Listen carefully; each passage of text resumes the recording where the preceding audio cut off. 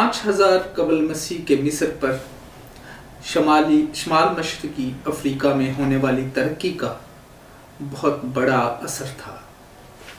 شمال مشرقی افریقہ میں نیولتھک دور یعنی پتھر کے زمانے کے اواخر کی کمیونٹیز نے شکار کی جگہ زراعت کو اپنا کر انسانی زندگی میں وہ ابتدائی پیش رفت کی جس نے مصری فنون اور دستکاری، ٹیکنالوجی، سیاست اور مذہب کے ارتقاء کی راہ ہموار کی۔ اس تہذیب کا اہم اصول مرنے والوں کے لیے بہت زیادہ تعظیم تھی۔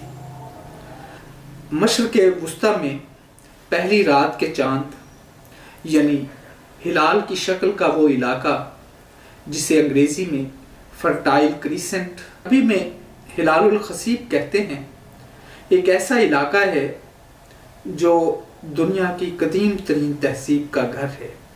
اس علاقے میں آج کا عراق، شام، لبنان، اسرائیل، فلسطین، اردن، کویت کا شمالی علاقہ، ترکی کا جنوبی علاقہ اور ایران کا مغربی علاقہ شامل ہے۔ جنوب میں سفید سرزمین عاطفیہ سے جبل السلسلہ تک پھیلی ہوئی ہے۔ اس جنوبی علاقہ کے بادشاہ اسکوپین نے 3200 قبل مسیح میں شمالی سلطنت کو فتح کرنے کی پہلی کوشش کی۔ ایک صدی بعد کنگ مینس نے شمال کو زیر کر لیا اور ملک کو متحد کر کے اس متحدہ علاقے کے پہلے حکمران خاندان کا پہلا بادشاہ بن گیا۔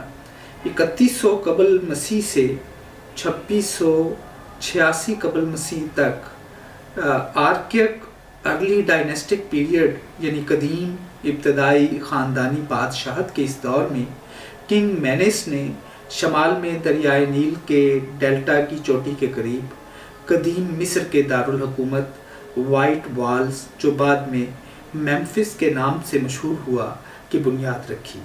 یہ دارالحکومت ایک میٹروپولس یعنی تہذیب کا مرکزی عظیم شہر بن گیا۔ اس دور میں مصری معاشرے کی بنیادیں قائم ہوئیں۔ ان بنیادوں میں سے سب سے اہم ایک واحد بادشاہت کا نظریہ تھا۔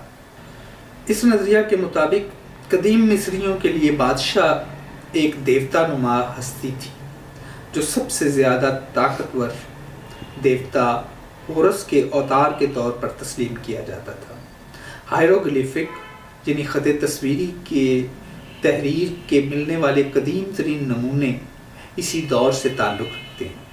قدیم دور میں بعد والے ادوار کی طرح زیادہ تر قدیم مصری چھوٹے دیہاتوں میں رہنے والے کسان تھے اور زراعت مصری ریاست کی اقتصادی بنیاد تھی۔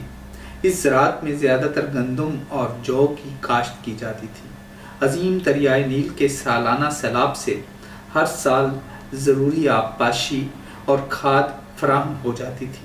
جب سیلاب کی سطح کم ہوتی تو کسان گندم کی بوائی کر لیتے اور اونچے درجہ حرارت اور خشک سالی کا موسم واپس آنے سے اس گندم کی کٹائی کر لیا کرتے تھے۔ قدیم بادشاہت یعنی اہرام بنانے والوں کا دور یہ مصری تہذیب کا اگلا دور تھا۔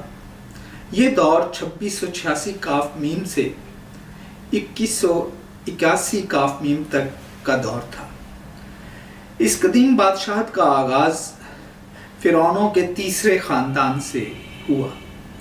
تقریباً 2630 قبل مسیح میں تیسرے خاندان کے بادشاہ جوسر نے ایک معمار پادری اور زخموں کے معالج ہموٹپ کو حکم دیا کہ وہ اس کے لیے ایک مزار کی یادگار کا ڈیزائن تیار کرے۔ اس حکم کے نتیجے میں میمفس کے قریب سکارا کے مقام پر دنیا کی پہلی بڑی پتھر کی عمارت سٹیپ پیرامڈ، سٹیپ اہرام معرض وجود میں آئی۔ مصری اہرام کی تعمیر قاہرہ کے مضافات میں واقع گیزا میں عظیم اہرام کی تعمیر کے ساتھ اپنے عروج پر پہنچ گئی۔ یہ اہرام خوفو یا چیپس، جسے یونانی میں چیپس کہا جاتا ہے، کے لیے بنائی گئی، جس نے 2589 سے 2566 قبل مسیح تک حکومت کی۔ اس اہرام کو بعد میں کلاسیکی مورخین نے قدیم دنیا کے 7 عجائبات میں سے ایک کے نام سے موسوم کیا۔ قدیم یونانی مورخ ہیروڈوٹس کے اندازے کے مطابق اسے بنانے میں 1,00,000 آدمیوں کو 20 سال لگے۔ اس کے بعد خوفو کے جانشین خزرا